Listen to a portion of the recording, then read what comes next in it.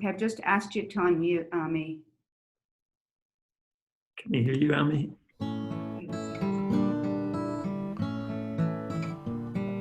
Yai la ra ra ra ra,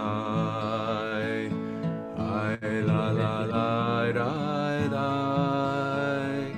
I la la la la la la, I la ra ra ra ra ra ra ra,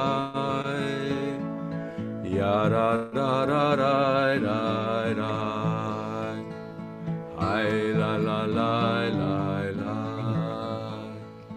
Al Naharot Bavel, Al Naharot Bavel, Sham Yashavnu Bachinu. Could we all please mute, because it makes it not easy to sing? Oh, we're not muted. Al Naharot Bavel. Sing along with me, please. Al Naharot Bavel. Sham yashavnu gam bachinu bezachreinu et Zion, bezachreinu et Zion, by the rivers of Babylon, by the rivers of Babylon. There we sat and there we cried, as we recalled Zion, as we recalled Zion. Al Naharot Bavel, Al Naharot Bavel, Sham yashavnu gam bachinu bezachreinu et Zion, bezachreinu et Zion, by the rivers of Babylon, by the rivers of Babylon. There we sat and there we cried, as we recalled Zion, as we recalled Zion.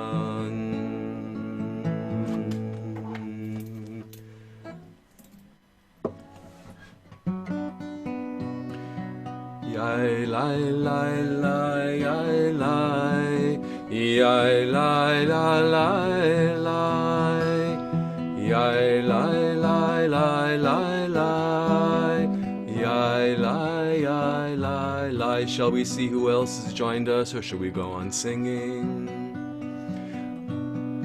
Yai lai lai lai lai lai, yai lai lai lai lai lai, yai lai lai lai lai lai, yai lai yai lai lai.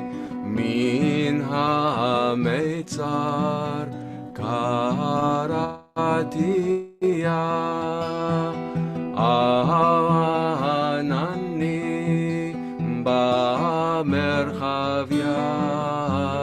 Min ha-meitzar karatiya anani ba'merchavya. Anani, anani, anani va'merchavya. Anani, anani, anani va'merchavya. Min ha-meitzar karatiya anani va'merchavya. Min ha-meitzar karatiya anani va'merchavya. Anani, anani, anani va'merchavya.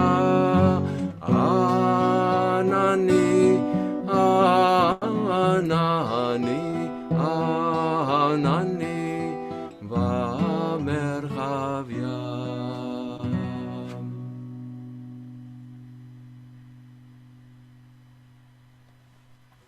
Shall we continue with one more?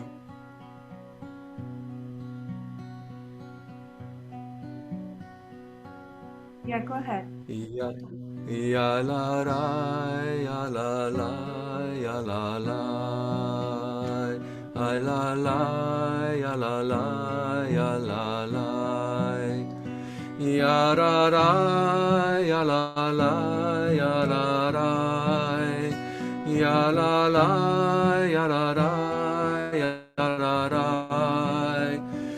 ya la la, ya la la, ya la la, ya la la, ah la la, ya la la, ya la la.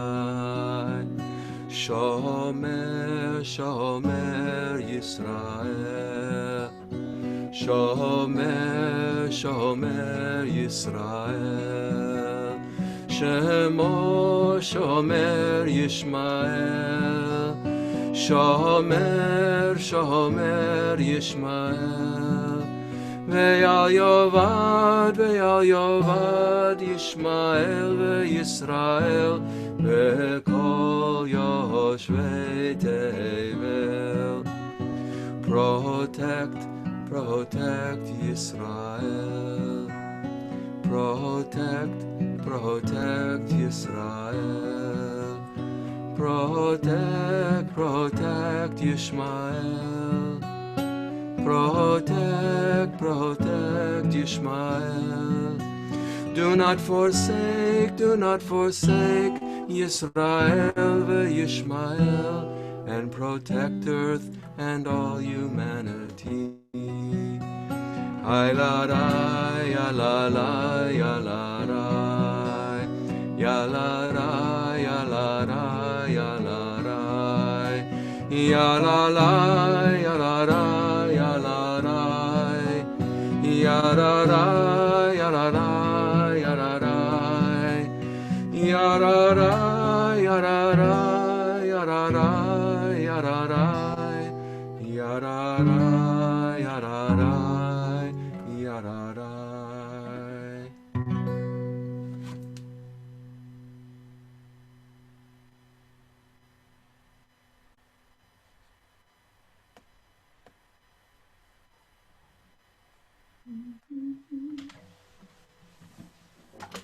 Are you going to stop sharing on me? Oh, sorry. Okay. Yeah.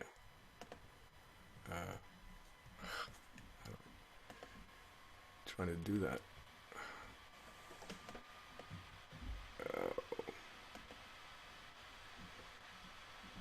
Am I still sharing? Yep. Oh my goodness. Where am I? I think if you hit escape on your computer, that might work. Oh my god. It doesn't have the little thing to do it. Scroll up near the top. Of Oh, your here. screen. I know. Okay. Sorry. Okay. Welcome. Welcome, everyone. Thanks for joining us. I would say it's nice to have you, but we're here for morning, so I'll refrain from my traditional lovely to see everyone's faces. So here we are together for our morning. I just wanted to be clear for folks who may not understand, when we say Yishmael, we're talking about the Palestinians. So I'm not sure if everyone understood that, but that's why we say it. The other child of Abraham. The other child of Abraham, in solidarity for their well-being and our well-being. So that's why we do that. So I'm going to start by reading some of the Haftorah of Isaiah that we read on the past Shabbat to give you a feel for what the prophets were warning the people about regarding the destruction of the temples, what we're going to be mourning this evening, among other things.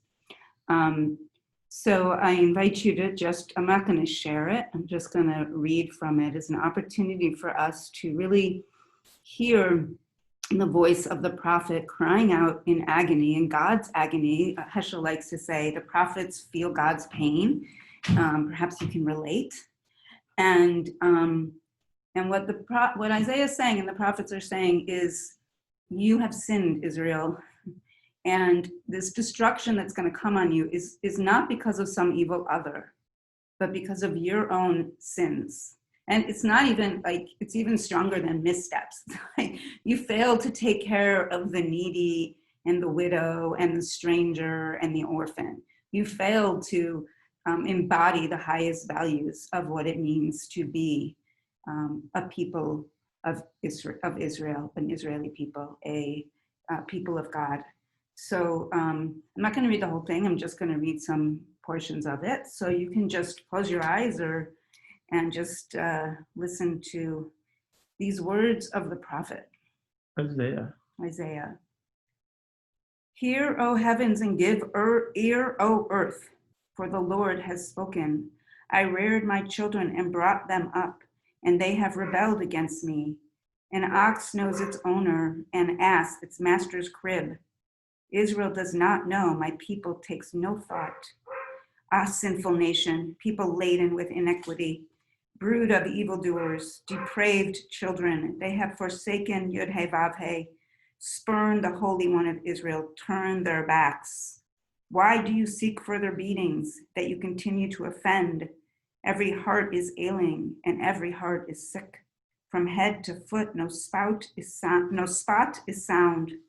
All bruises and welts and festering sores, not pressed out, not bound up, not softened with oil.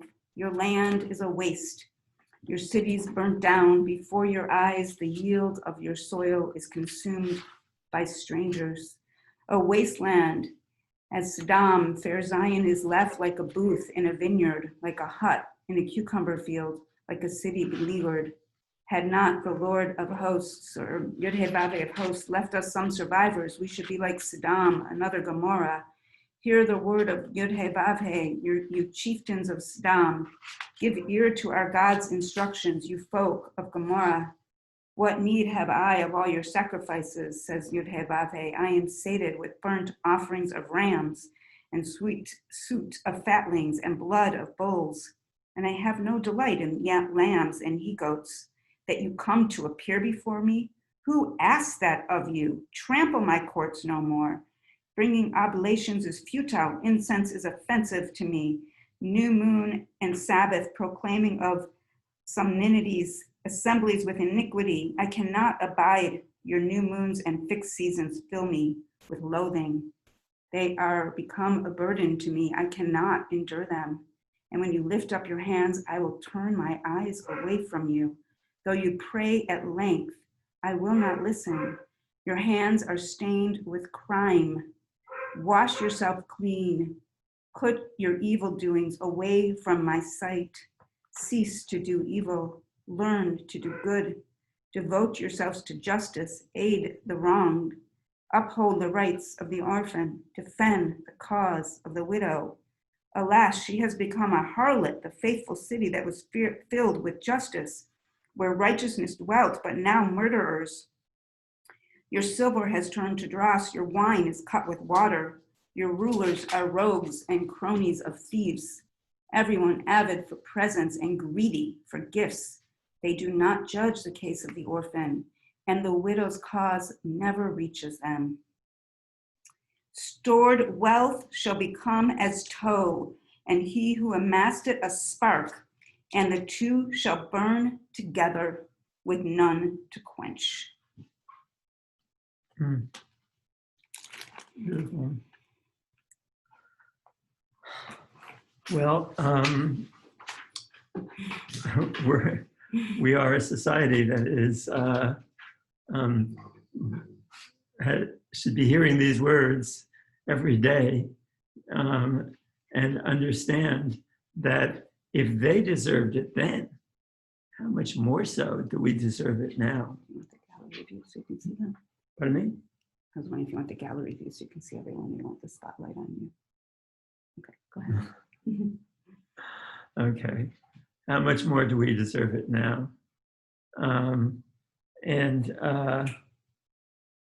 um, and that gets into one of many issues about Tisha B'Av. What are we mourning? At one level, we're saying we're mourning how far we've come from what our tradition told us could be possible. At another level, we're mourning all the suffering that's in this world as a result of not living up to the commands of our Torah. And as when I say the commands of our Torah, of course, these same commands exist in almost every existing, surviving from the ancient world, or even from more recently, spiritual and religious tradition. All of them are have this thought in them, have this message in them, and all of them, including ours, have people who are doing all the rituals and covering up the moral failures of our community and of our world. And it's striking and sad to see that still happening. And yet there it is. That's the reality, that that these crimes that God says, I don't want to have any more of your sacrifices, okay? He's mentioning the specifics because in those days they were sacrificing animals to God. And as my teacher Zalman Schachter says, God doesn't really need a big lamb chop, okay? He's not waiting for your lamb chops to get what it needs is a different kind of ethical order that we have to create, and we're not creating it. There's a tradition that says in the Talmud that says every generation that doesn't rebuild the temple are actually destroying the temple. Now, what is that? What could that mean? Well, at one level, clearly that's an awful big burden for us, right? To be rebuilding the temple. But by the temple, they don't mean they don't mean the actual physical reality of the temple. They mean the place where we were closest to God, where we could be closest to God. And that place now is for us everywhere on the planet. There's no place on the planet where we can't be rebuilding the temple. But rebuilding the temple really means rebuilding the kind of ethical order and way of being that our tradition teaches us is necessary to sustain life in the world. Now, on the other hand, that seems like a huge burden on us, right? That we're supposed to do that.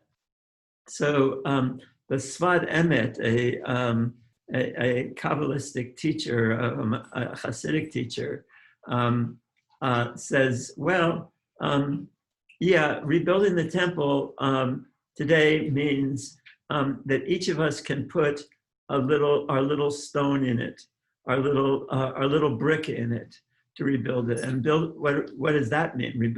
Putting our little brick in it. It means doing all that we can within the context of our lives to make a world that we really need. Are we doing that? Well, of course, on the personal level, we get into that on Rosh Hashanah and Yom Kippur, right? Those are the days of personal repentance. But on Tisha B'Av is the day. On the one day, we probably could have used a few months of it, but the day of mourning for our collective failure as a people, and saying, okay, how far are we from being able to, in our generation, say, our generation did put some more bricks into the temple wall, that is to say, into the kind of world that without which the world won't work, without which we're going to face more and more of the destruction that we faced in the past. So, so that's a way of thinking a little bit about what this is about, and there's more to talk about in trying to understand what Tisha B'Av is before we actually read the morning. So I thought to look up, try to research and put before us some of the suffering that has gone on in our people. Now we know that many people alive today, many Jews alive today are saying, "Oh, all we hear from Judaism is a lot of suffering and we want it to be more happy and more joyous and so forth."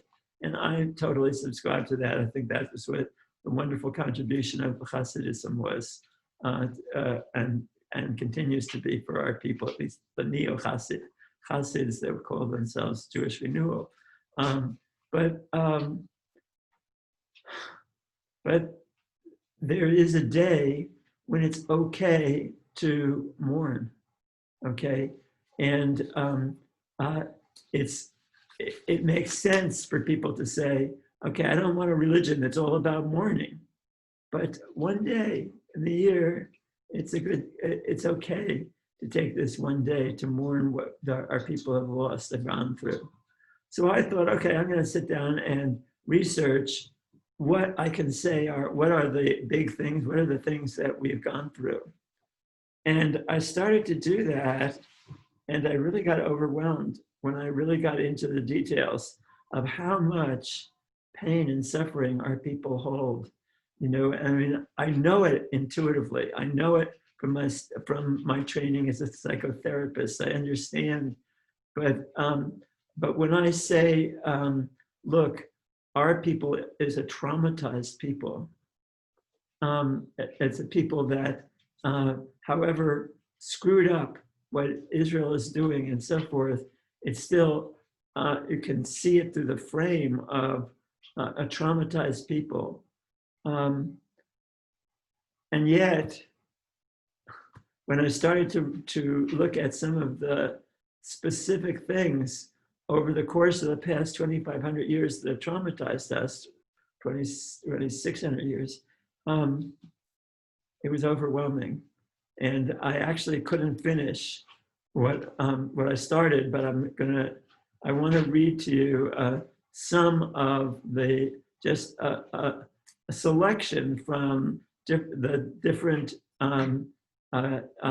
each 100-year period from then till I gave up because it was just too much. And Rami's going to do. What? Rami's going to do the Dino stuff, and then the more recent history. Yeah, that's a long way off. Yeah. Okay. Yes, I do remember it.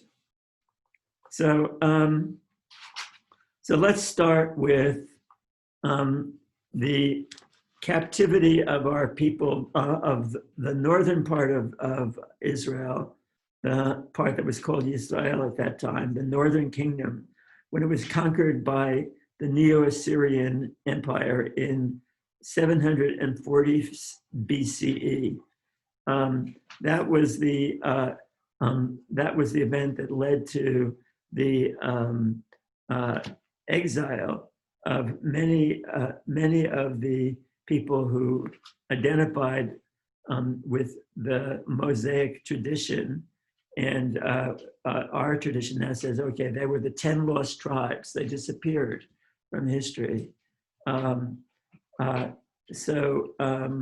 They were resettled as captives by the Assyrian conquerors, and they were lost to us.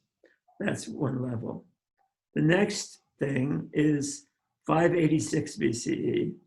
That's the time during the reign of King Nebuchadnezzar, the second of the leader of the Babylonian Empire, who came and conquered Judea, destroyed the temple, and captured the kingdom of Judea and exiled at least 10,000 Jewish families to Babylonia.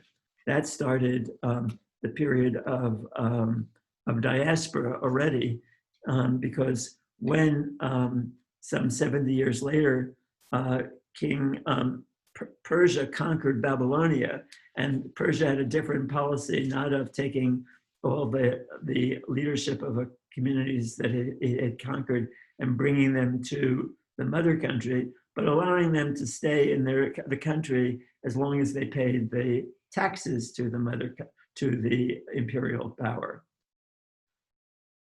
So we're mourning in part the loss of that temple. Now I have to say, just as an aside, I'm mourning the loss of those people and what happened to them, the trauma that happened to them.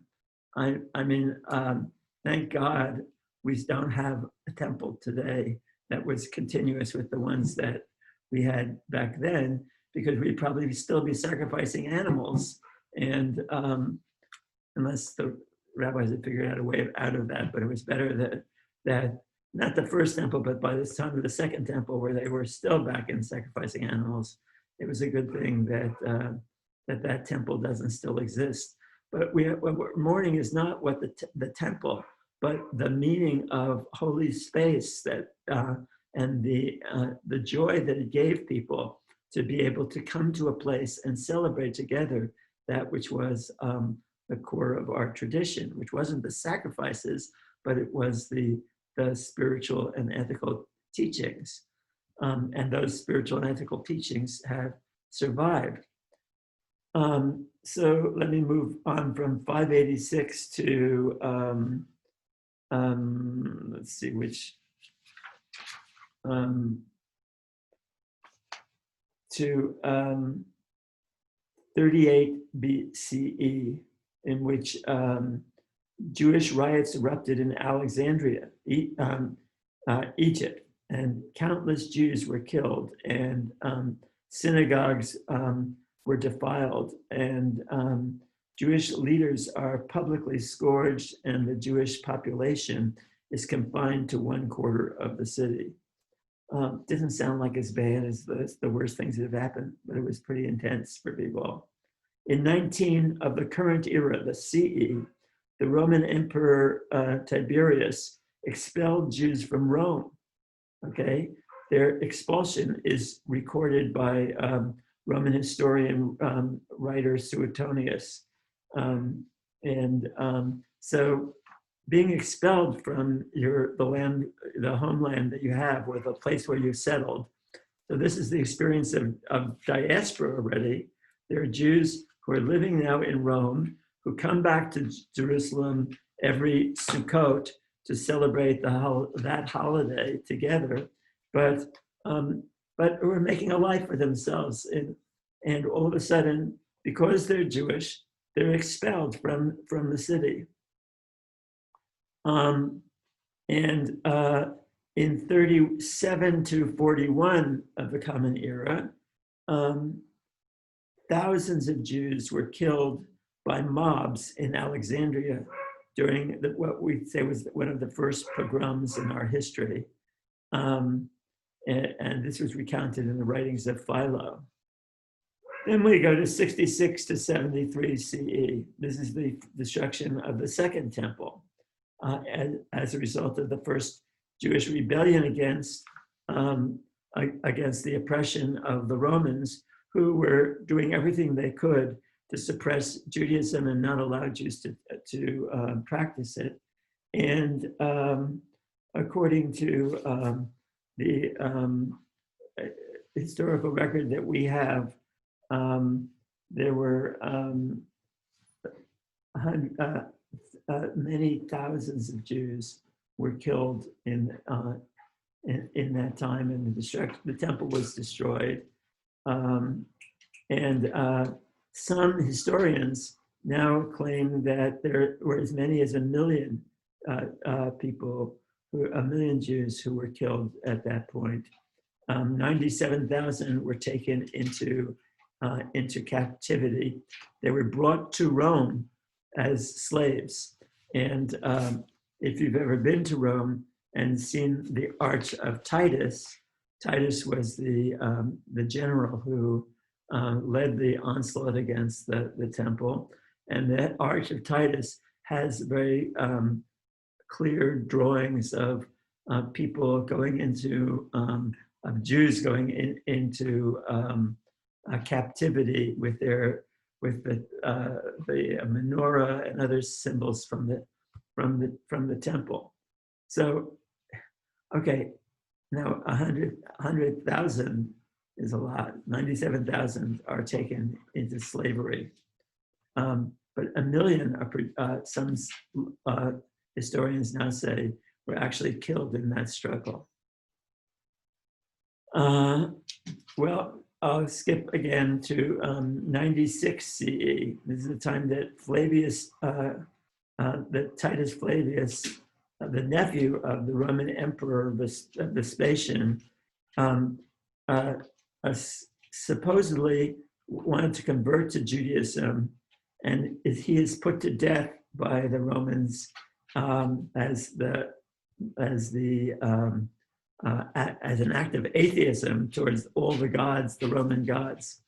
So then in 119, the Roman Emperor Hadrian bans circumcision, making it impossible for Jews to, to follow the commandments. And eventually that ban, and then a subsequent ban on studying Torah, leads a bunch of rabbis to join with Bar Kokhba in a rebellion. That rebellion leads to the destruction of the Jewish state, that Jewish state entirely, and the exiling of many, many, many people. Some say that there were over 1 million people killed at that time. Some say it was more than 1 million. Again, these were depending on historians who may not have the exact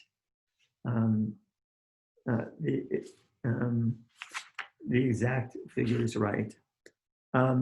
So I'm going to skip ahead to let's see, I think I'm,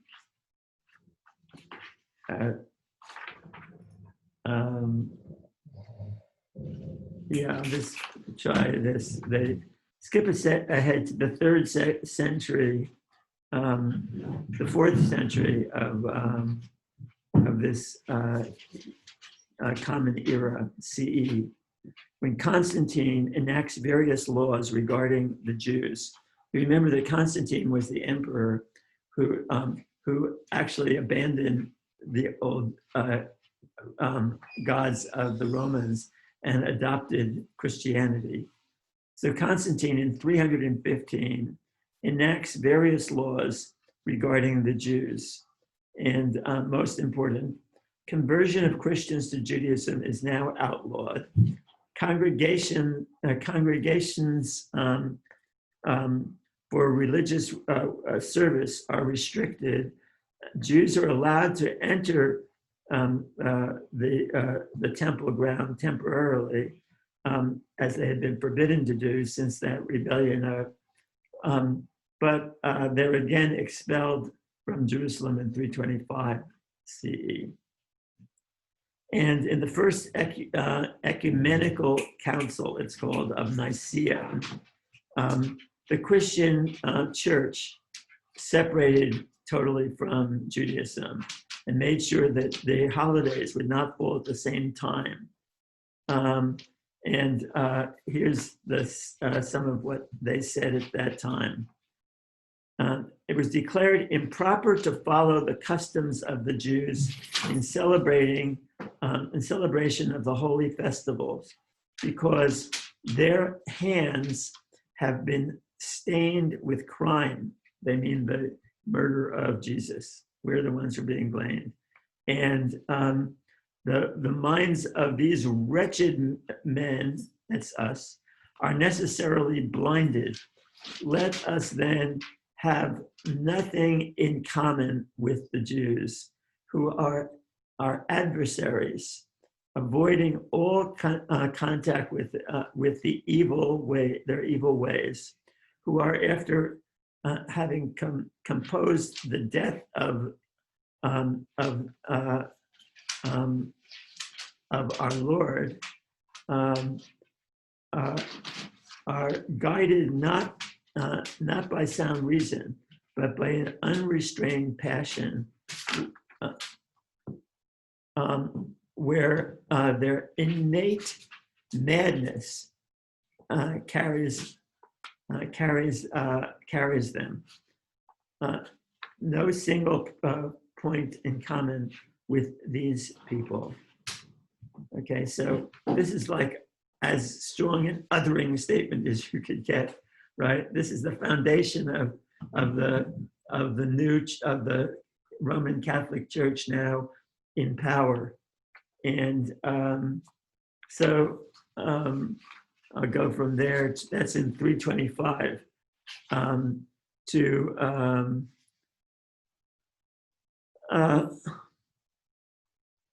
353. Constantinus II institutes a law stating that any Christian who converts to Judaism will have their property confiscated. Then in 380, St. Gregory of Nyssa calls Jews murderers of the Lord, assassins of the prophets, rebels and detesters of God, companions of the devils, a race of vipers. Well, it's not very far from there to the church then seeing these people as so deeply evil that a debate arises in the church in the 5th century, that's the 400s, about whether we now, the Romans and the Roman Empire, the Holy Roman Empire, the Roman Empire that is now a Christian empire, should kill all the Jews, and because they deserve it, because they killed Jesus, right? So actually, the Jews are saved by Saint Augustine, whose argument is this, that it's important to keep Jews alive and in an impoverished state and in a state of suffering, so that people can see what happens to those who reject Jesus, who reject God, who reject the Son of God, who reject our religion. So so instead of killing off all the Jews, we'll let them stay as long as we can make sure that they're staying in conditions of abject poverty and oppression. So few of the of even American Jews, much less non-Jews, understand that the position of Jews as having relative economic success has only been in the last 150 years. And that for most of our lives, at least most of the Jewish life, our people were the ultimate in the poor of the poor. There were always a few who weren't, but almost the majority of the people were living in conditions of desperation. And this wasn't something that somebody came along and said, well, maybe we should uplift them. No, they wanted us in that condition to show what would happen to anybody who rejected Jesus. Now, I'll skip ahead to 615, the earliest referral to the concept that no heretic could be believed in court. So Jews are not allowed then to testify in any public court against any non-Jew, because we don't deserve the right to that, since we're such a distorted people.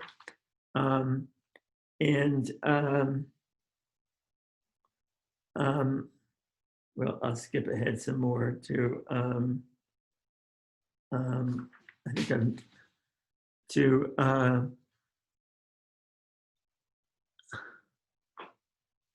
640 when no 681 the 12th Council of Toledo enacts anti-Semitic laws. Or I'm just picking it randomly because I've got so much here that we'd be here all night if I read all the specifics. In 694, the 17th Council of Toledo, King Ergika believes rumors that the Jews had conspired to ally themselves with the Muslims in Spain. And so he forces Jews to give all land and buildings bought from Christians to his treasury. He declares that all Jewish children over the age of 7 should be taken from their homes and raised by Christians. And they attempt to do this. Okay, this is in Spain in 694. Okay, moving right along. In 740, the first Archbishop of York, now we're in England, bans Christians from eating with Jews. Okay, so the tradition that eventually came to say, well, we shouldn't be eating with non-Jews. This is coming from them saying, no, you can't eat with them. They're a polluted people.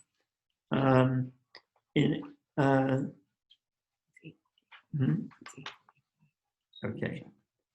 All right, I'm gonna 8:45. Okay.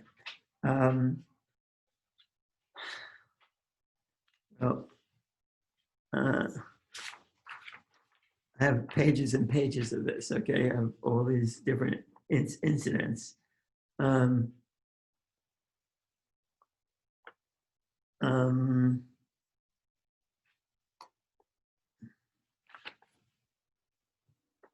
Well, I'm just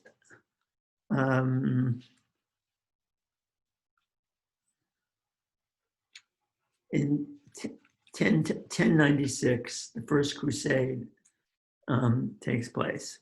And on their way to Jerusalem, this is a group of people who are believing that they want to save Jerusalem from the Muslims and restore Jerusalem as one of the holy cities of Christianity. So on the way, they pass through, okay, the forces, these are forces that mostly come from Western Europe, including the United Kingdom, but also including France and all of the other states in Western Europe, go through Germany.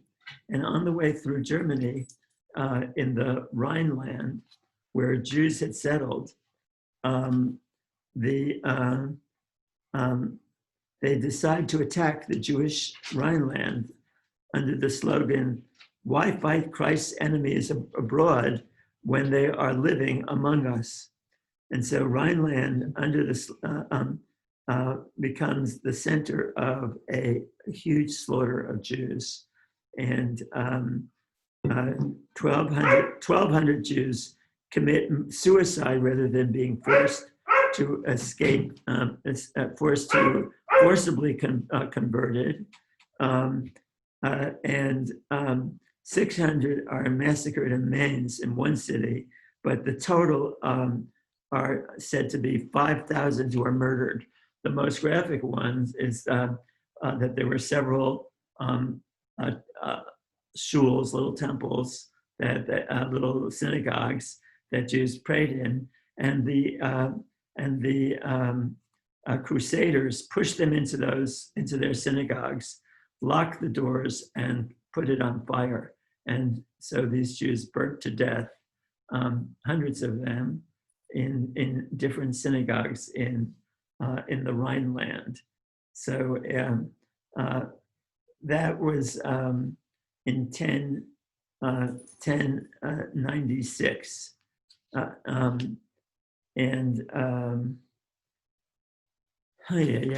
So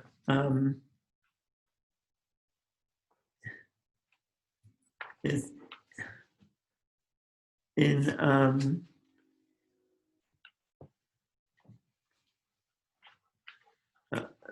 in 1195, after falsely being accused of ritual murder. Now, you probably know what ritual murder is. That is the claim that Jews were killing young Christians and using their blood to make matzah. And of course, anybody who knew anything about Judaism would know that that immediately makes it treif if you're using blood, to Jewish blood or non-Jewish blood to make matzah. The matzah would be treif. You couldn't possibly eat it. But of course, these people were doing the kind of thing that you now get on Fox News, namely, overt lies that are meant to inspire people to hate the other. And we were the other, and we've been the other throughout most of Western history. And that's why when it pops up again in this historical moment, it's not such a surprise. It shouldn't be such a surprise. What? Okay, I'm gonna stop here for a moment, jump over to 1492, and Ami will talk a little bit about. Let me just say that in the 1200s, all Jews were expelled from England. Can you believe it? England. In the 1200s, all Jews were expelled. In 1300, all Jews were expelled from France. And now in the 1400s, Ami will tell us about Spain. Yeah, the horrors continued in Spain, and for centuries even before 1492, as Rab Michael referred to. And how ironic that we had gone through the so-called golden years of Spain, when the Moors and Jews lived together and produced so much incredible literature and science, and but all this gave way to the darkness of the Dark Ages, and the massacres. And the Spain then was composed of various countries within one larger country. But in 1391, there was a massive outbreak of massacres in Seville, in Cordova, where Maimonides lived 150 years earlier, in Toledo, in Catalonia, in Barcelona. Like fires were starting to flare up throughout the country, and Jews were being killed. The pogroms were rampant. They had been sporadic before, but they became more and more rampant for all the reasons that we've already talked about.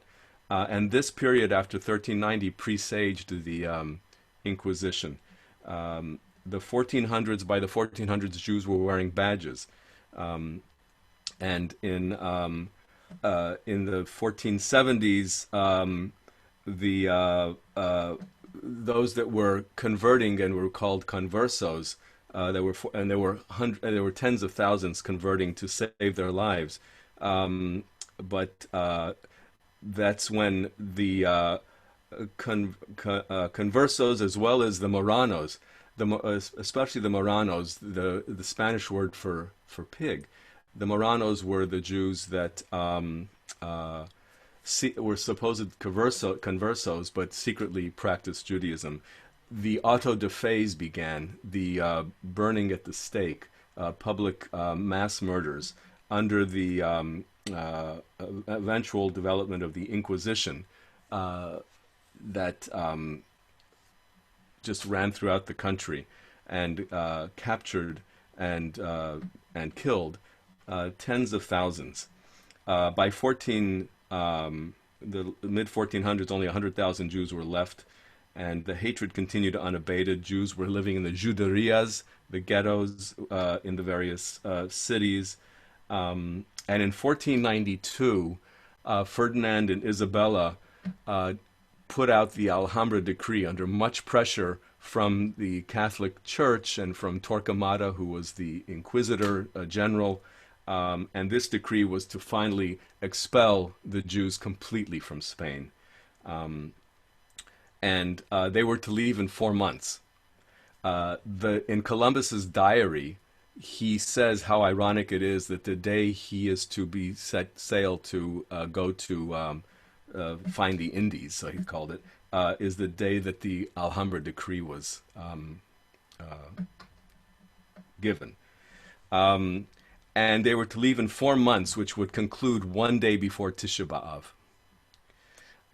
They think that about 50 to 80,000 were exiled, and this did not guarantee safety. Ship owners who carried people on ships, many Jews were killed on board. They were killed and their stomachs were cut open because they were told that there was diamonds and gold that they had taken with them. The horrible, horrible situation did not finish at all. Portugal was no haven, and Jews were killed there too. But they dispersed, as we know, and I'll conclude, to the various countries out of Spain. They went to northern Africa, to Morocco and Algeria. They went to the western part, the western Sephardim. Safrad is the Hebrew word for Spain. They were called Sephardim. They settled in the Far East, in Turkey, which treated the Jews the best, by the way. And in Europe, in Italy, and in France. And the Mizrahi Jews were the ones that settled in Lebanon, Egypt, and Syria, and acquired Arabic culture again. And this Alhambra decree was finally rescinded in 1968. The language that developed was Judesmo, Judeo-Espanol, or Ladino, as we know it today, and it is still a very vibrant language in many of these communities spread throughout, which also includes the Balkans. And Sarajevo was has been a large center of that. And I'd like to sing a song with you. Rab Michael's right. We could stay here all night describing the horrifics, and we're going to read a little bit from Echa, a description of what happened throughout the centuries. Here, tell me if you can see this. Is this okay? Kat, can we see it? Yeah, we can see it. Okay. And this is a song that talks about the tradition of during the expulsion from Spain, people would take the keys to their homes in the hopes that they would someday be able to return. We don't have to think too far to a similar situation today of the Palestinians. Many hold on to the keys that they were forced to, of the homes they were forced to leave behind. But back then, so this song is Donde está la llave? This is written in a Ladino, so it sounds very much like Spanish, but it's not quite. ¿Dónde está la llave que estaba en cajón? Mis nonus la trujeron con grande dolor. ¿Dónde está la trajeron con grande dolor de su casa de España, de España? Sueños de España, sueños de España. ¿Dónde está la llave que estaba en cajón? Mis nonus la trujeron con grande amor. Dijeron los oficios, esto es el corazón de nuestra casa de España, de España. Sueños de España, sueños de España. ¿Dónde está la llave que estaba en cajón? Mis nonus la trujeron con grande amor. La dieron los nietos a meterla a cajón. Nuestra llave de España, de España. Sueños de España, sueños de España.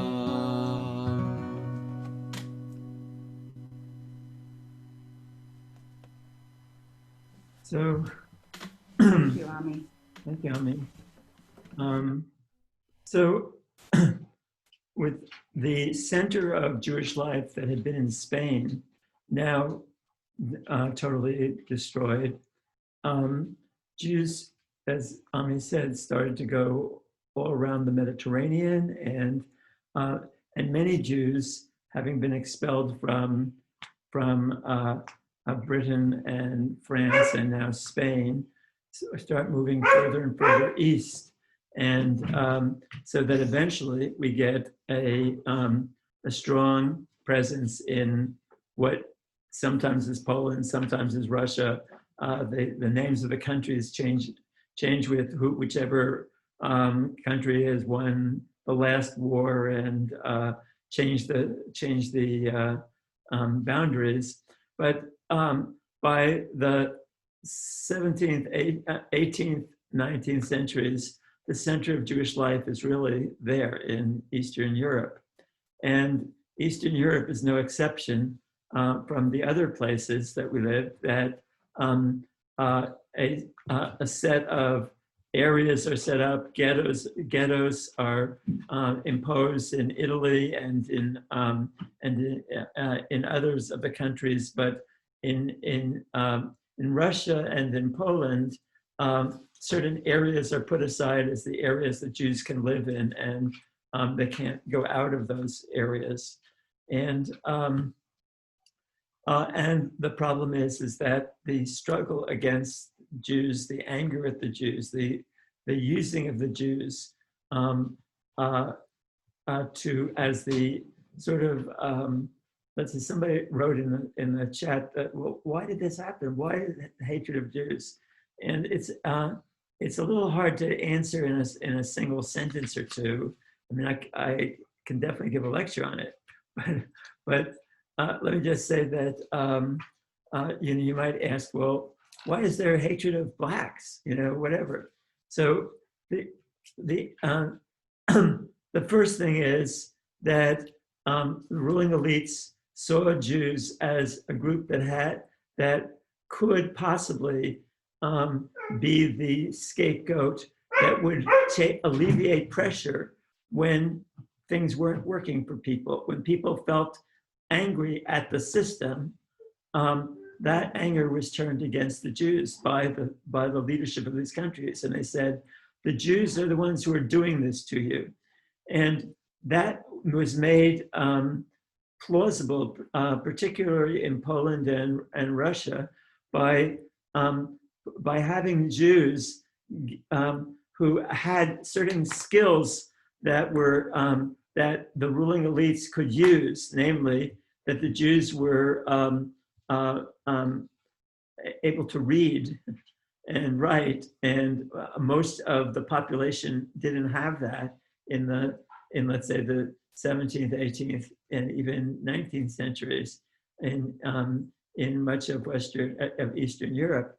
So the Jews got the jobs, okay, and they took the jobs of being things like the tax collectors for the rich landowners, or the people who ran the taverns, or places that people would have to pay in order to sleep and drink. And no, most of them weren't that. Most of them were dirt poor and doing things like carrying water or working hard labor in various ways. But Jews were prohibited from owning land or really working on the land. So, and there was a popular culture, and the popular culture was Christianity, and Christianity was saying, these people are devils, they're evil people, they just care about themselves, and they killed God, whatever that could mean, okay? They killed God. So when you ask, well, why? Insofar as people believe that, they saw these people as intrinsically evil. there's a very interesting article in the New York Review of Books. I've forgotten which issue, but it was sometime in the last 3 or 4 issues, by an English professor. Again, I'm blacking his name, but he was somebody that I actually knew when he was teaching at Cal in the 60s, but then he went to Harvard. He writes about an experience he had earlier this year, in which he was visiting, was it Spain? Yeah, I think it was Spain that he was visiting. And there's an annual show there, an annual celebration of, and it's a play that people take parts in, and that goes for over several days worth of this play. And this play has as its theme this play gets thousands of people from all over the country to come and see it every year, because because as he says, it's a very spiritually high experience for people. They love it. They feel, and it's in large part about how how Mary was being put in danger by the Jews, and the host, which is the bread and wine that is used for for sacrament, but which is believed to be actually Jesus's body. And the story is that the Jews, whenever they can, take knives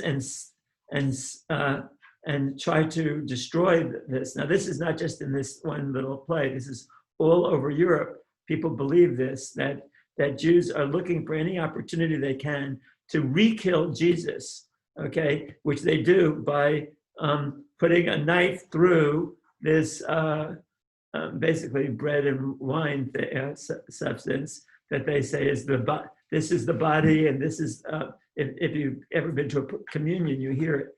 At least an Orthodox, a Catholic communion. Say, this is the bread, and this is the body, and this is the blood of Jesus Christ, and that's what you're eating in communion. Okay, when you take communion, you're eating that body. That's what they're saying. Okay, but eating the body is making identification with it. The Jews don't eat the body; they kill it. They're killing it again. And okay, this is just one of the things that's it's this kind of culture suffused all of Europe for hundreds of years, and it added to the feeling that these Jews are evil people who want to kill our liberator, our they want to kill the person who's going to bring us, if not in this world, but in a future world, some happiness to our lives. That's one level of it. The other level, of course, is that ruling elites have always found that the Jews would be a convenient scapegoat when people get upset about their lives and are told that it's the Jews who are doing this.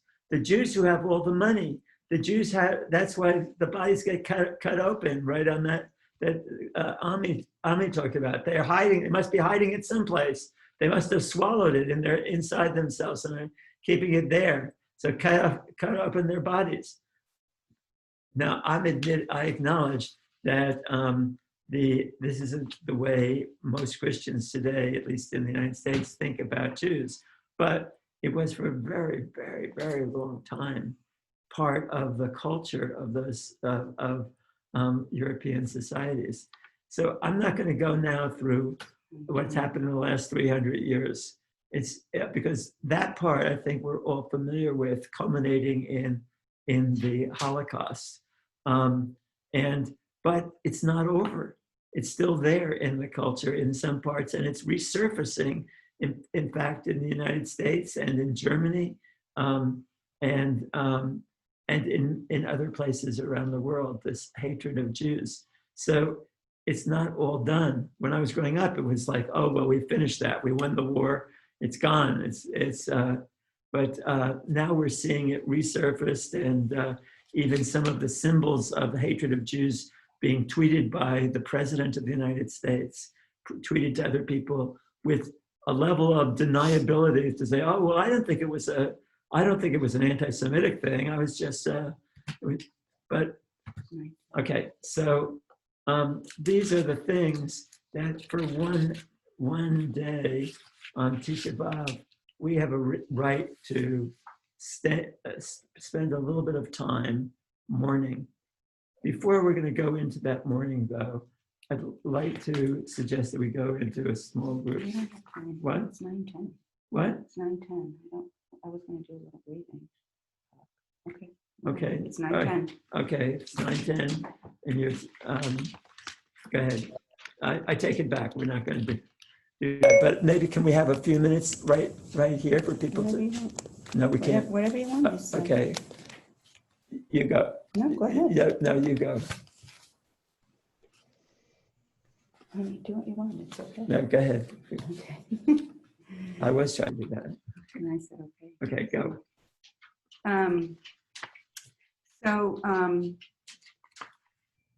So I was going to just do a brief grieving explanation about why grieving is important, because in our culture we are very adverse to grieving. We don't know how, we don't tend to do it. And when I say our culture, I mean both the Jewish culture and the United States culture, in which we're submerged, most of us. But and the problem with that is that when we fail to allow ourselves to grieve, then we don't tap into the embodied pain and trauma that lives within us. And then we can continue to recreate that trauma in future generations. And so we can see that in many ways from the trauma of the Jewish people and how it's playing out in Israel on Palestinians. And our fear, based on this literally embodied trauma, and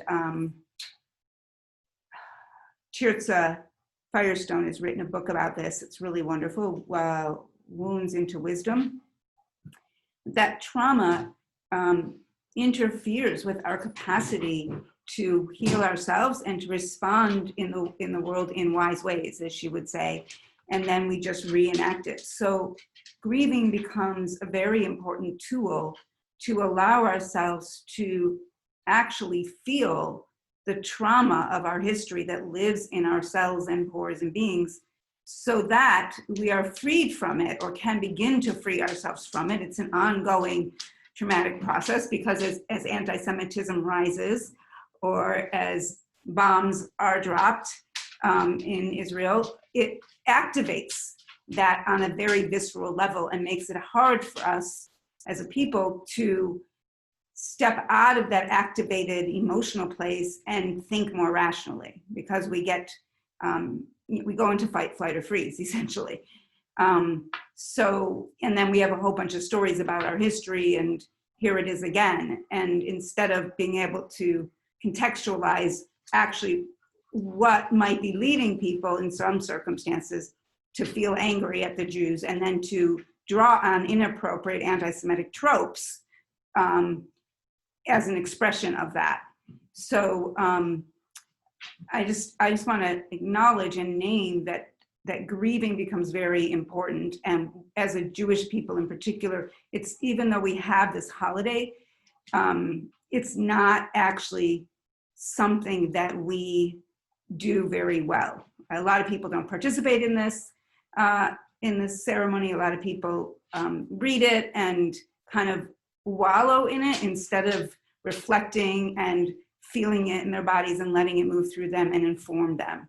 So I invite you, as we go into this, to allow yourself to feel it in your body.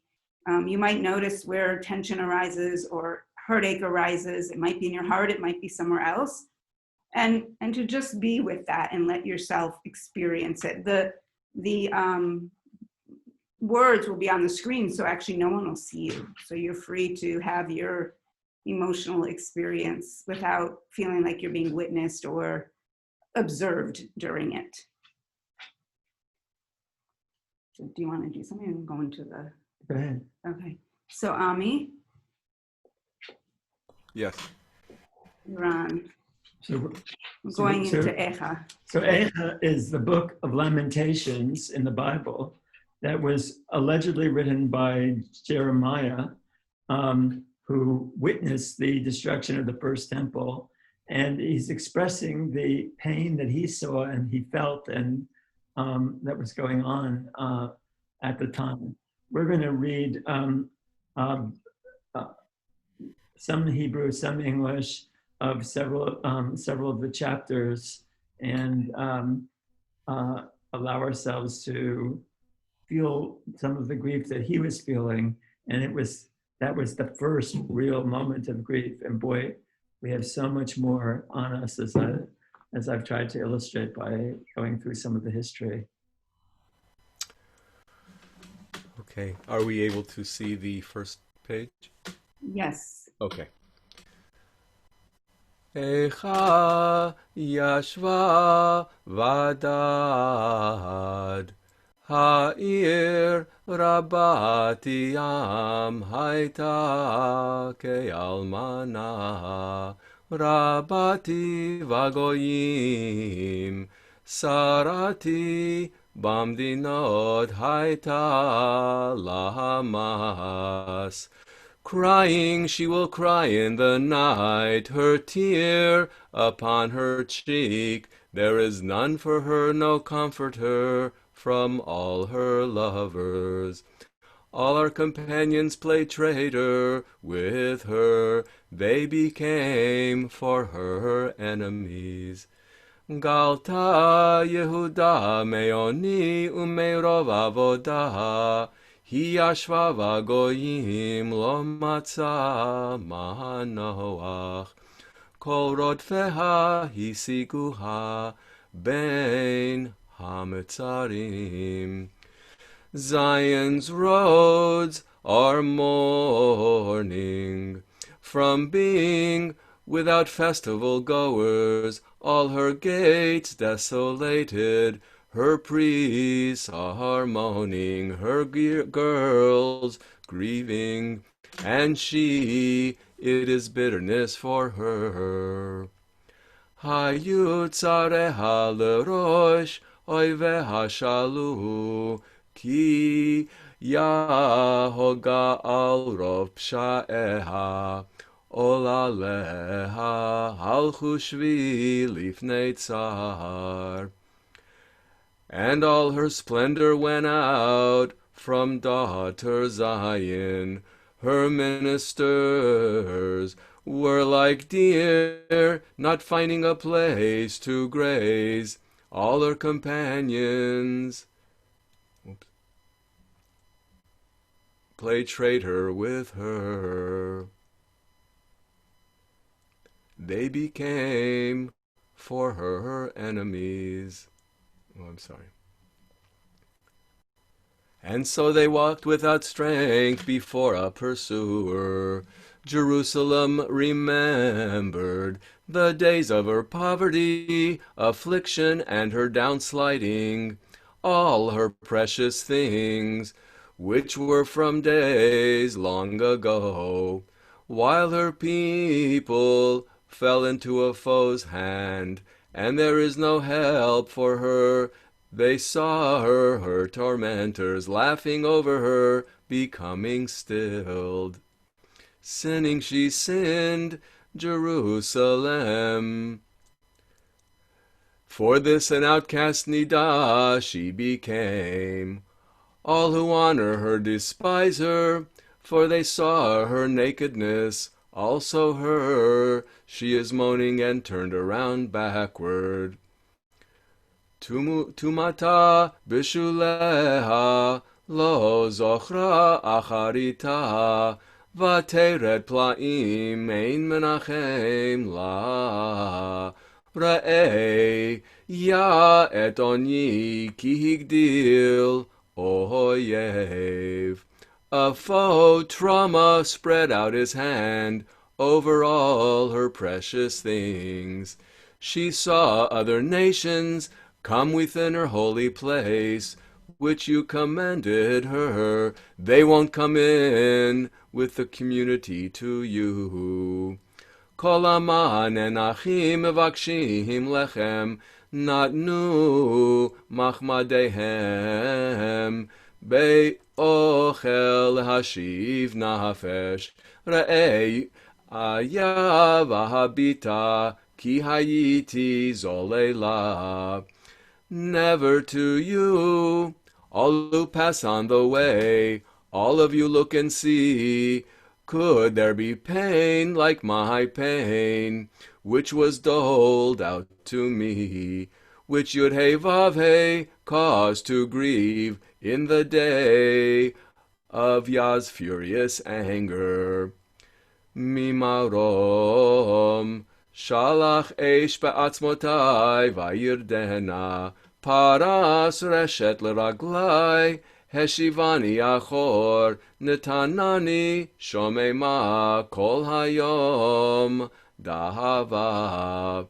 The harness of my sins lashed on, they were tied down by his hand, brought up unto my neck, making my strength fail.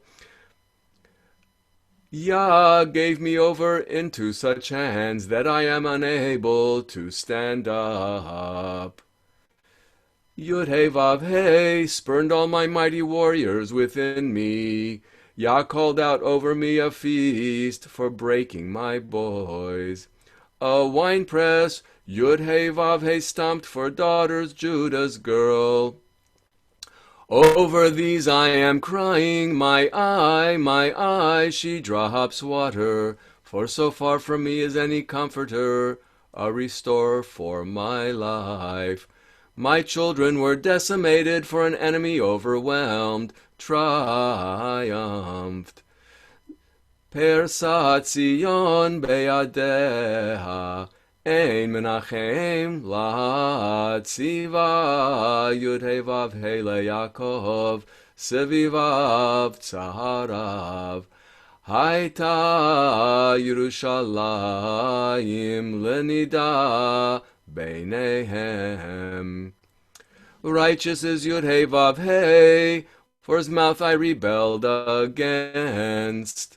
Listen, listen, please, all peoples, and see my pain. My girls and my boys walked captive into captivity. I called to my lovers, those deceived me. My priests and my elders, they wasted away in the city.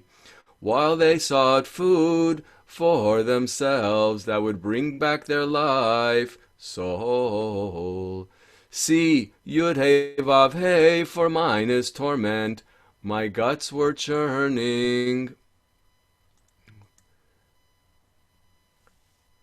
My heart overturned within me. For rebelling I rebelled. From outside sword bereaving in the house like death itself.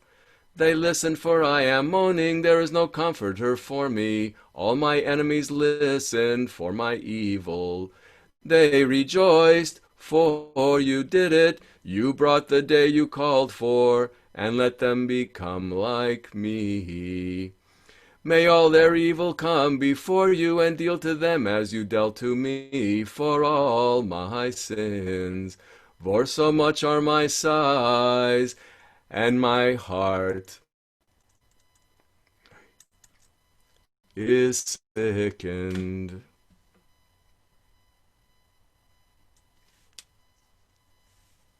To 11, Ami. I'm sorry? To 11 to 12, and then 20 to 22. Chapter 2. Oh, okay. So we're going to just read part of chapter 2 and 4. And the parts that I'm reading have to do with the impact of this on the children. My eyes were used up by the tears. My guts churned up. My liver poured out to the ground over the shattering of my daughter people, with exhaustion of babe and suckling in the town's squares. To their mothers they would say, Where is grain and wine, stretching themselves out like a corpse in city streets, with their life force pouring itself out onto their mother's chest? 20, Ami.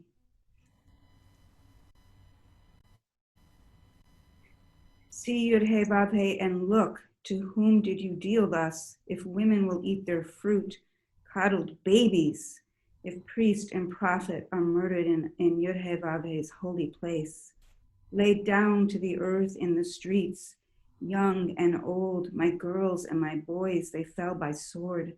You murdered in the day of your anger, you slaughtered, you had no pity. You would call like a festival day for my neighbors from all around, and so in Yud-He Vav-He's day of anger, there weren't any escaped or remaining, which I had nursed and raised. My enemy finished them all. Is it going to? Yep. You've gotten to chapter 4 already? No, we're doing 3 then 4. Okay. So I'm doing. Yeah, just start to see it. I think I can see it more clearly there. Okay. Chapter 3. Ani hagevera oni b'shevet evato oti nahag v'yolech choshech v'or ach b'yashuv yado yapoch kol hayom. I am the person who saw affliction through the rod of his burning anger. God did drive, and God led darkness in the light. Even against me, God turned up, ending God's hand all the day. Bila v'sari ve'ori shibir atzmotai bana alaf v'yakef rosh utla.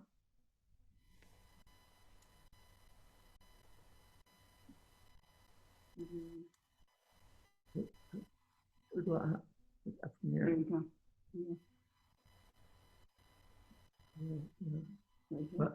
V'meshachakim v'machashakim hashiveni k'mitei olam.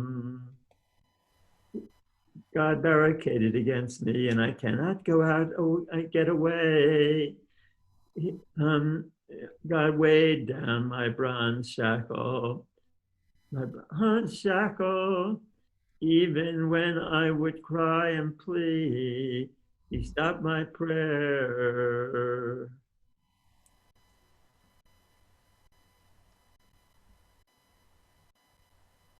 Gadar darach. Let's see, am I right? Yeah.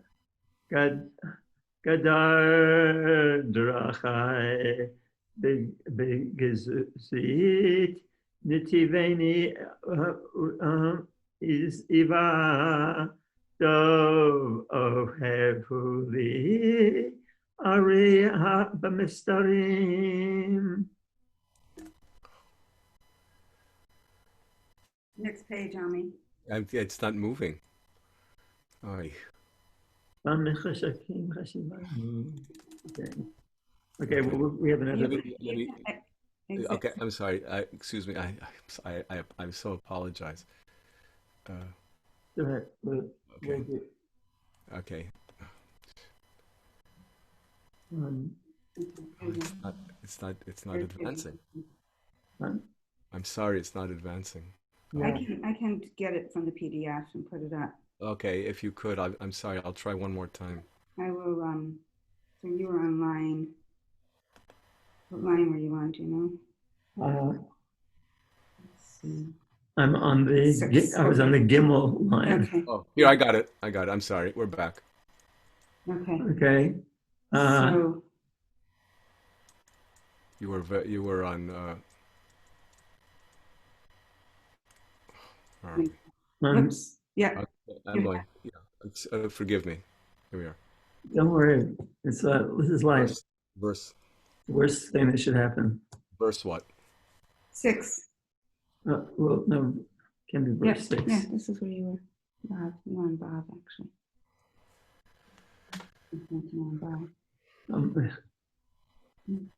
Is in there? Yeah. המשחקים שבאני, Yeah. Okay, yeah, do it louder though. ואני, כמיתי עולם, he barricaded me against me. I cannot go out, get away. He weighed down my bronze shackle, even when I would cry and plead. He stopped my prayer. He barricaded my ways with stone blocks. My path he twisted. For me, he was a bear ambushing a lion, hiding places. My ways. Whoops, go down. Next page. Yeah. My ways he diverts. He would tear me up. It made me desolate. He worked his bow and made me stand as the target for their arrows. He guided into my kidneys what came forth from his quiver.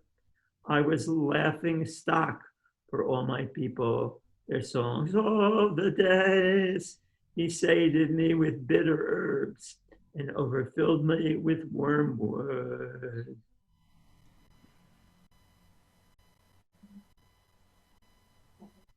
Okay. He broke my teeth with gravel and pressed me into ashes. My soul was spurned from peace. I forgot goodness, and I said, I have lost from Yudhe Bave my endurance, my hope. Remember my affliction and my scattering wormwood and gall. Remembering, she will remember my soul and will sink down upon me. This will I turn toward my heart, for so will I hope. Yudhe B'Av, his kindness, they are never done, for his mercies are not used up. They are new by every morning. Great is your trust, faithfulness. My portion is Yudhe B'Av, said my soul. Therefore I will hope for God. Tov Adonai lekavav. The nefesh tidrasheni. Tov v'yachil b'dumam. Litshot Adonai. Tov legever ki yisa or b'ni orav. Let him sit alone and be silent. Since he laid it on him, he should put his mouth in the dust. Maybe there is hope. Put out his cheek for the one who strikes. Be satiated with shame.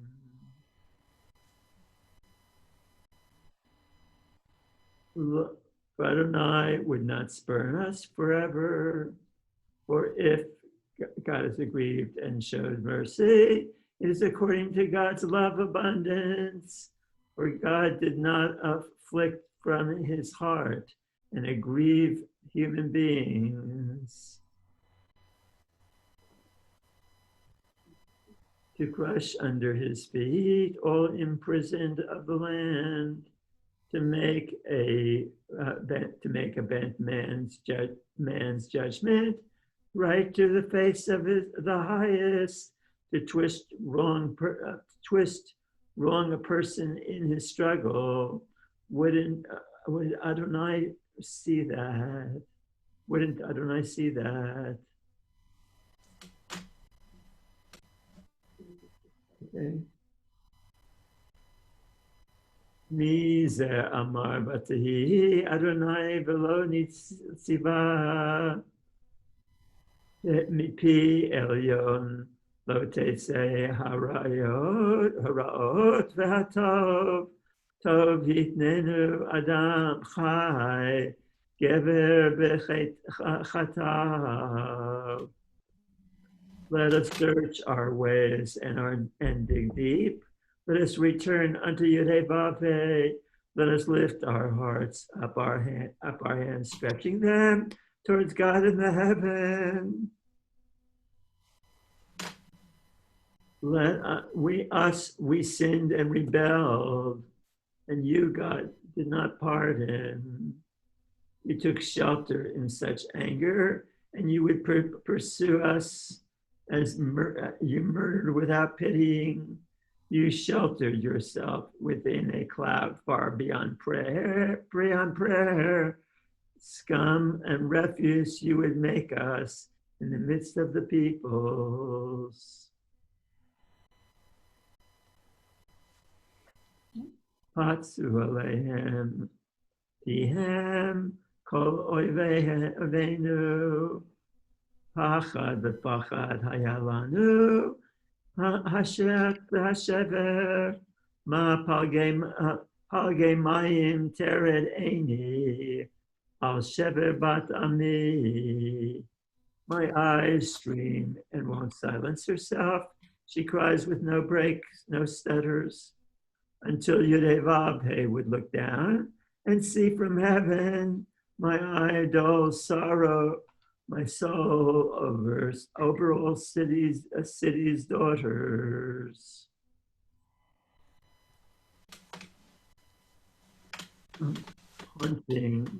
Hunting, they hunted me like a bird, becoming my enemies for no reason.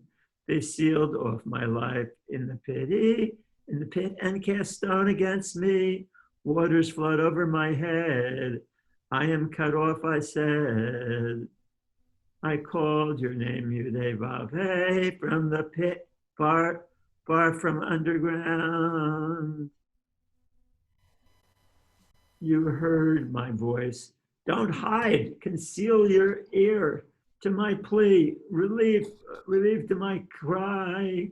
You were near the day I would call. You said, don't fear. Adonai, you struggled in my soul's struggle. You saved my life. You saw my twisting. Now judge my judgment. You saw all their vengeance, all their designs for me. You heard their shame in Yudhe, all their designs against me, the speech of those rising at me, their obsession over me every day, whether sitting or rising up. Look, I am their sing-song. You will pay them back, Yudhe, according to the work of their hands. You will make their heart wall up. Let your curse be for them. Pursue in anger and destroy them from under Yudhe heaven.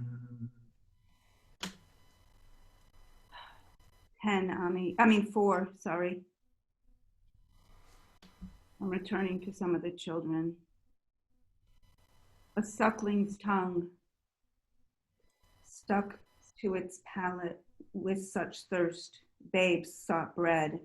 None break it off for them. Okay, I'm going to keep going. The ones who eat for delicacies were wasted in the streets. The ones nursed on scarlet were hugging tree heaps. And my daughter people's iniquity grew great beyond the Cid of Saddam, the one overthrown, as in a moment, and no hands were laid on her. Her Nazarites were pure beyond snow, clearer than milk, red of bone, more than rubies, their cut-shaped sapphire, crystal. Now darkened beyond black soot is their form. They are not recognized in the streets. Their skin stretched taut over their bone, and it was dried out like a stick. Better were the sword slain than the famine slain, for those drain away, stabbed through produce of the field. Merciful hands of merciful women stewed their children. They became provisions for them in the shattering of my daughter people. So we're going to step away from this for a moment before we go to chapter 5. And I'm going to read something that I wrote for a class I took on Lamentations. in which we were invited in this class to write letters.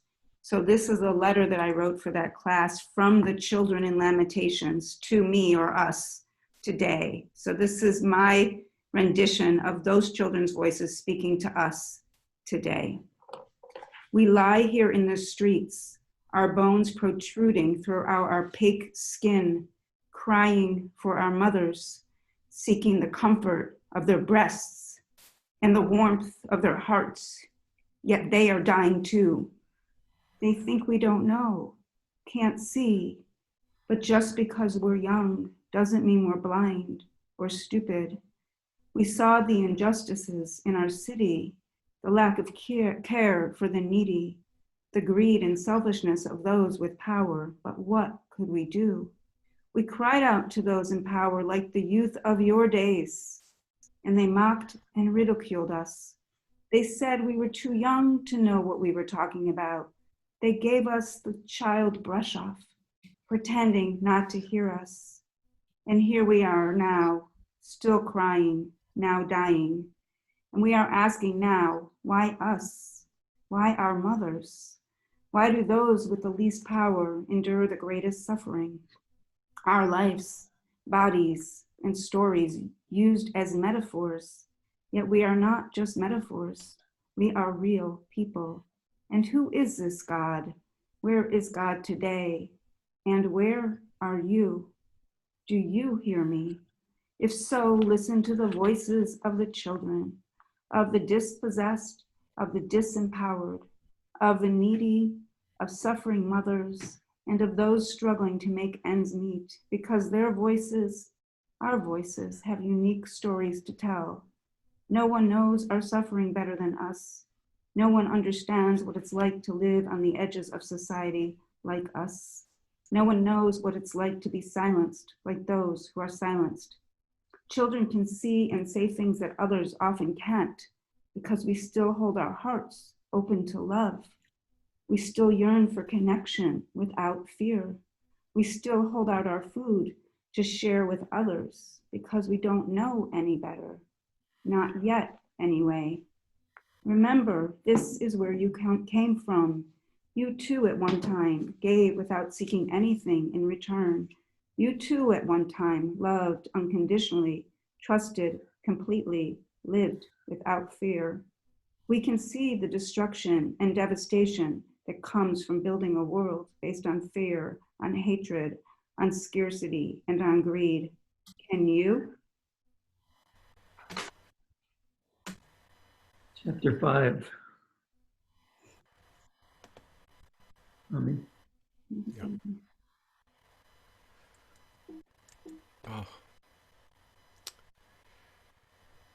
Again, I'm having trouble. I'll try one more time, and then maybe Kat.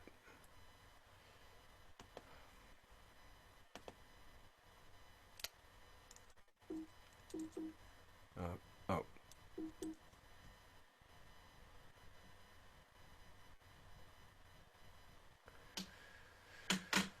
Okay. You got it? Yeah, Okay. I think. Zechor Yud Hey Vav Hey Mehayu Lanu Habita Urei Et Cherpatenu Nachalatenu Nevcha Lezarim Batenu Lenochrim. We were orphans, there is no father, our mothers are like widows. Our water we drank for money, our wood came only with a price.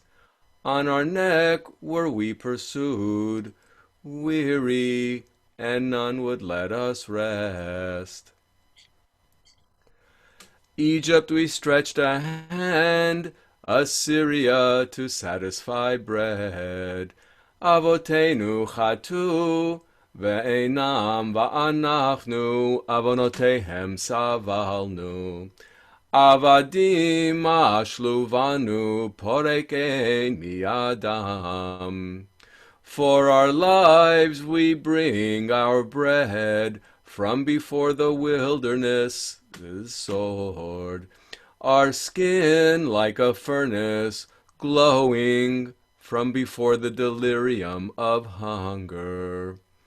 Women in Zion were victimized, girls in Judah's towns.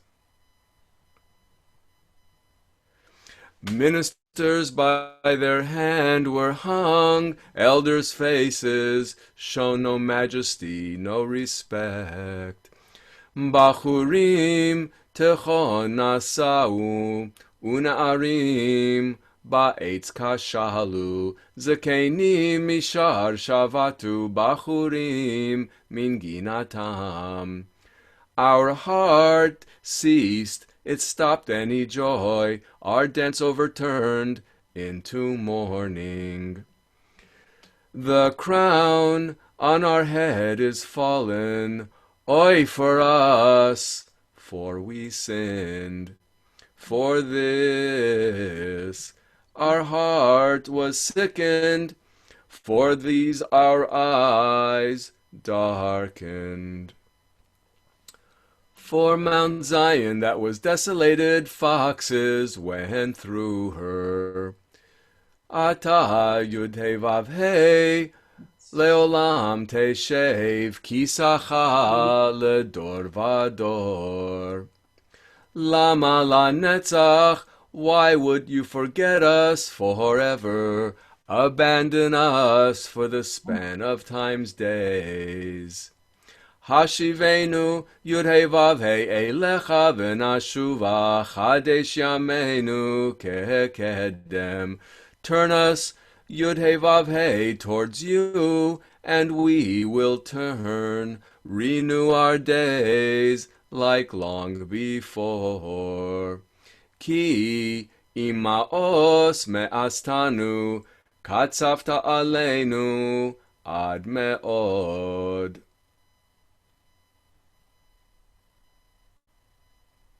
Ami, you're not sharing your screen, just so you know. Oh, it says I'm screen sharing.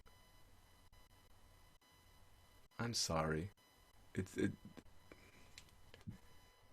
Okay. Well, the last line, the last two Wait. lines, Okay. I don't know what's happened. The last two lines are Hashivenu Yud Hei Vav Hei Eilecha v'nashuva Chadesh Yameinu Kekedem. Turn us, Yud Hei Vav Hei, towards you, and we will turn. Renew our days like long before. For what if rejecting you did reject us, were enraged over us so very much? Sorry, I didn't realize I wasn't screen sharing. It said it was. Let me try to screen share the song.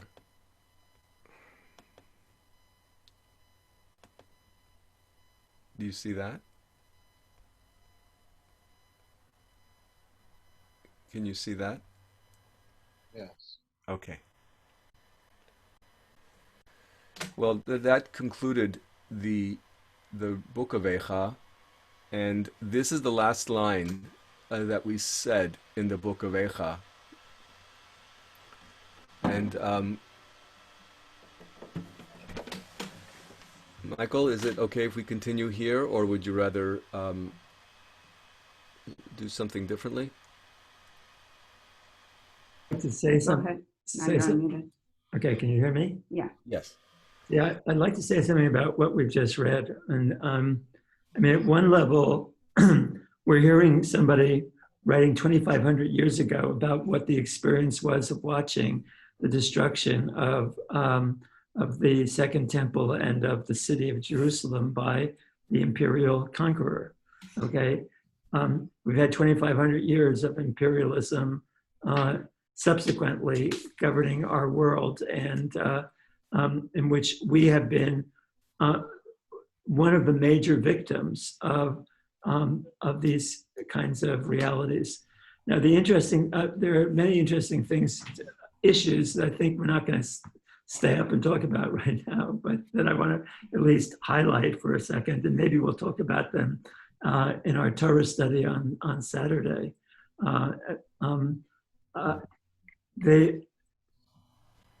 One of the reasons why the Jewish people were able to survive in the ancient world, when a people were conquered by another people, the reaction. Can you still hear us? Okay, we're still there? Wait, are you hearing somebody saying yes? Yes, we hear you. Okay, it's disappeared from our screen, but you can still hear us, so, okay. What? You can hear me talking? See, we can't see it. Yes, There we go. yes, There we we go. can. I got it back. Okay. Okay, you can hear me so far? Yes. Yeah. Loud and clear. I can hear you. When a people were conquered by another country near them, by another imperial power, the reaction was usually something like this: okay, your gods are stronger than our gods, so we give up our gods. And that approach led people to feel like, okay, their religions are invalidated by the power of the other country or the other imperial power, so they don't need to be loyal to that. That's what eventually made it possible for Greece and then Rome to dominate, not just materially, but also culturally in the ancient world, unifying everybody into a Hellenistic culture that was then taken on by Rome, because the people didn't hold on to their individual traditions so much, or eventually gave them up, because that what seemed to be realistic was the power of the conqueror. Now, we, on the other hand, the Jews, had the opposite reaction. We said, this has proved that the prophets were right in what God was telling us, that it's because we weren't creating the ethical and loving society that our Torah had told us we were supposed to create. And that's why the enemy has prevailed. In other words, it's not because of their superior power or their superior gods. It's because we have failed. Now, this raises the issue of self-blaming and when it's appropriate and when it's not. And I don't want to get into it now. I guess we'll talk about it on Saturday, because it opens up a lot for everybody. But it turns out, now you know that a major thesis that we've been putting forward in Tikkun, in the Network of Spiritual Progressives, and in the research that I did, is that the self-blaming that comes down the pike in capitalist societies is extremely destructive and hurts people very, very much and makes them powerless. So that self-blaming is destructive to their capacity to stand up to oppressive reality. But on the other hand, the self-blaming that the Jewish people engaged in was actually empowering, okay? Instead of being disempowering, it was empowering. Is that totally true? Well, it was empowering somewhat. It gave people a way of understanding their suffering that made them not have to discount the truth of their tradition. They turned to their prophets, and the prophets said what we read at the beginning, that, hey, this is a people that is going to be destroyed if it doesn't obey God. Now, another point to make about this is not an individual repayment for evil. It's a collective. The message that's being given is that if a society does not in some way embrace the values of justice, of love, of caring for the other, that society will eventually collapse. And we may be seeing that right in our own day and in our own lifetime. One might say that the failures of liberals in power to actually create a just society, to pretending that they believed in that, but then actually retaining the class structure and the dramatic inequalities that existed under that, and in fact were made stronger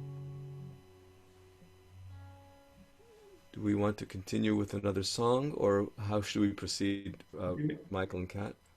Eli Zion, Okay. not the whole of it, but just a verse or two. This is and I don't have the translation up here. I apologize for that. It's a song we sing at the conclusion, and it kind of reviews a little bit what it said in Echa, but with a hopeful note.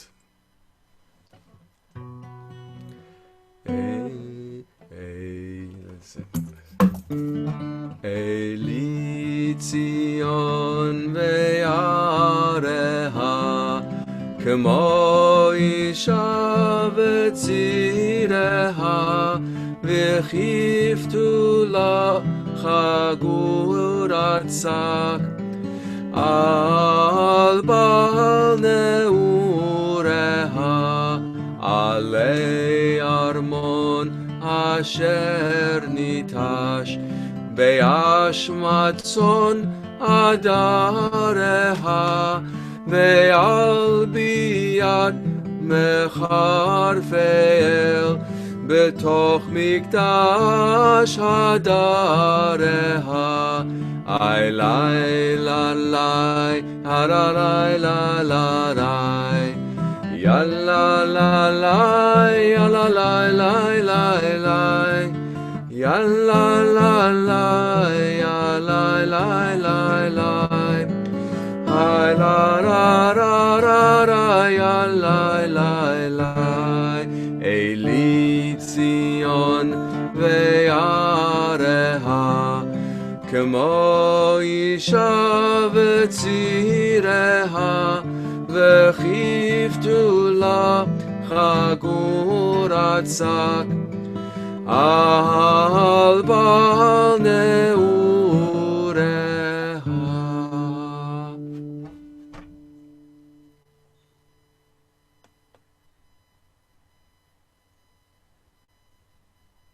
There were two more songs if you want to do We're them. going to continue with the two. Last song is Zoknit Kainmal. Maybe. Yeah.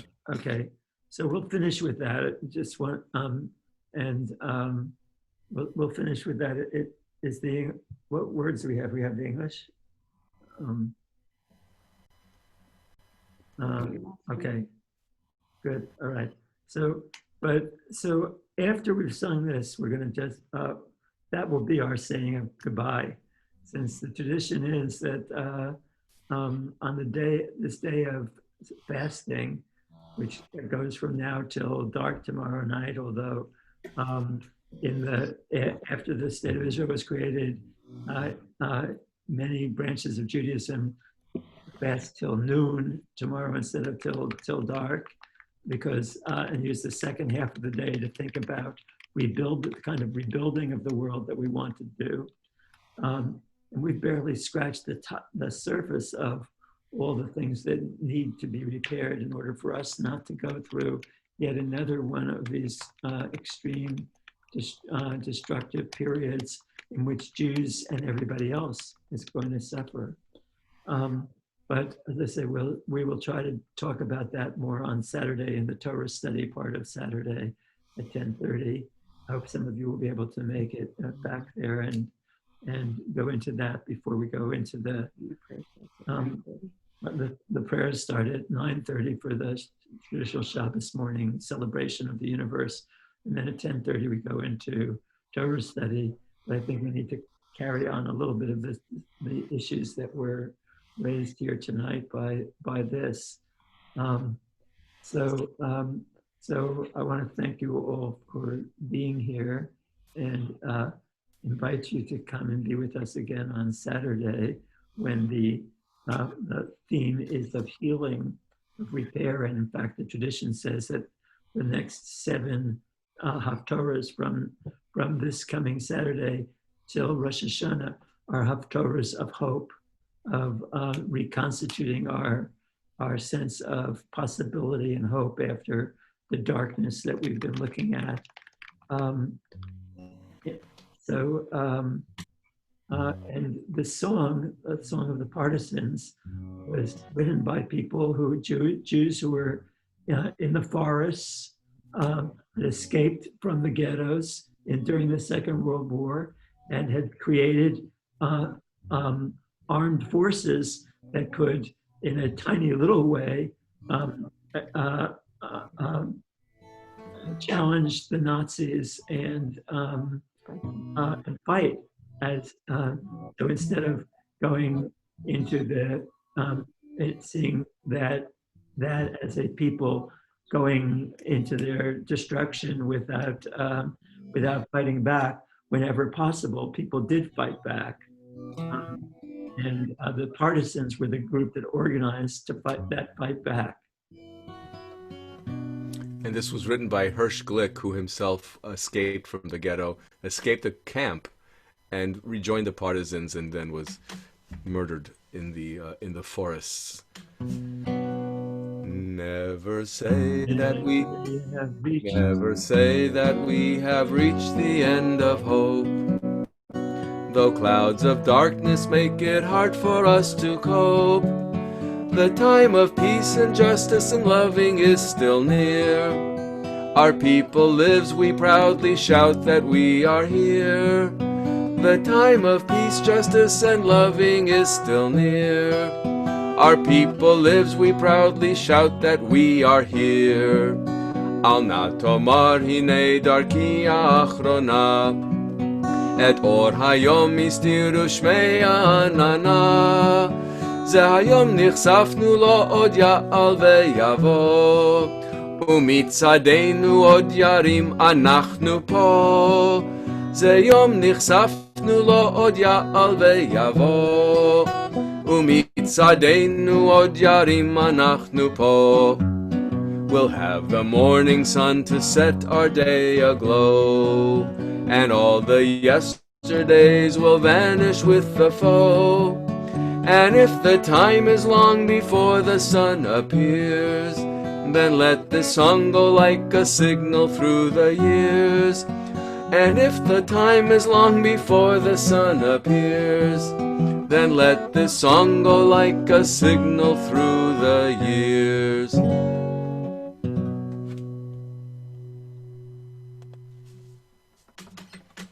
Good night, everyone. Thanks. Laila Tov. Laila Tov.